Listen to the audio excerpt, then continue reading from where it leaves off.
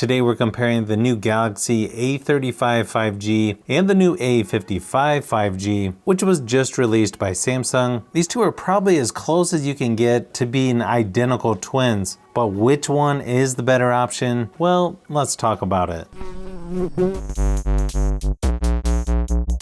Pricing on these two are really close. The Galaxy A35 starts at just under $400, around $370, versus just under $450 for the Galaxy A55 5G. So about $70 to $80 difference for the base models. Both versions I have here are 6 GB of RAM with 128 GB of storage, but you also have the option of 256 GB of storage. Plus, one advantage for the A55 is I believe there's an option to get 12 GB of RAM, where the highest amount for the A35 is 8 GB. You get the same size 6.6-inch Super AMOLED display on both phones with up to 120 Hz refresh rate, and both are IP67 dust and water resistant. Build quality is very similar. You have more of a matte finish around the edges on the A35, but they really do feel like the same size, even if they're off by 1/10 of a millimeter or so. The shape is almost identical. Also, the Galaxy A55 is a few grams heavier, but they do feel like you're using the same phone.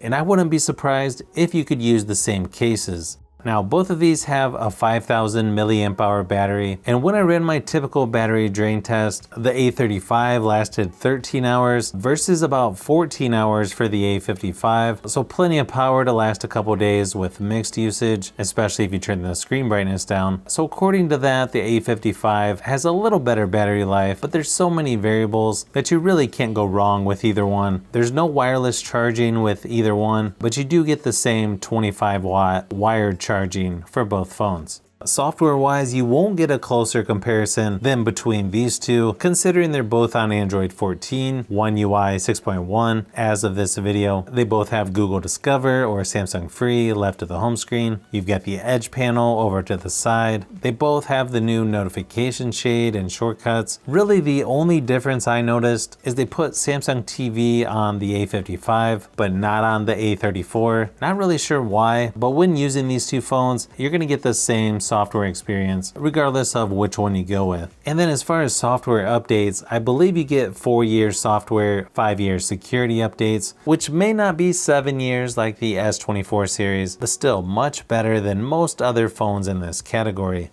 Performance-wise, the A55 is going to be a little better overall, as you can see here by the single and multi-core scores. The biggest advantage for the A55 is going to be the GPU score at around 4,000 versus only 3,000 for the A35. I don't think you'll notice a huge difference just moving around the software or when doing most day-to-day things. Gaming on these two are very similar as well. When testing out games like PUBG Mobile and Asphalt 9, I wouldn't recommend going up to the ultra settings because I had some glitches on the A55, but as long as you leave it on the default settings, I don't think you can go wrong with either one. But if you want the phone with slightly better performance, you'll want to go with the Galaxy A55. When it comes to speakers, I don't think you can get closer than these two phones. In fact, I wouldn't be surprised if they're using the same exact parts. Not going to be the loudest out there, but they do sound loud enough. Here's a quick sample of each, just to see if you can tell a difference.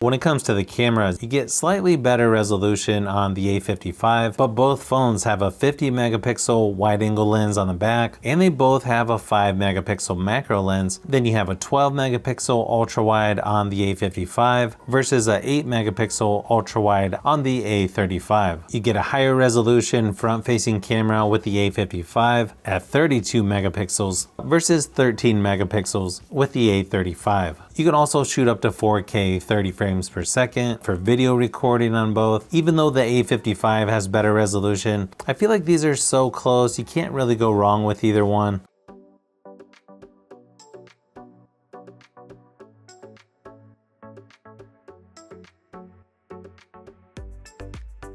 But hopefully this video was somewhat helpful in trying to see what the differences are. The A55 might be a tad better in a couple categories, but again, I feel like these two are about as close as you can get to being identical twins, and it's sort of confusing why you would build both phones. But if you like phone and tablet comparisons, I've got a lot more that I'm working on, so you'll want to keep an eye out for those upcoming videos.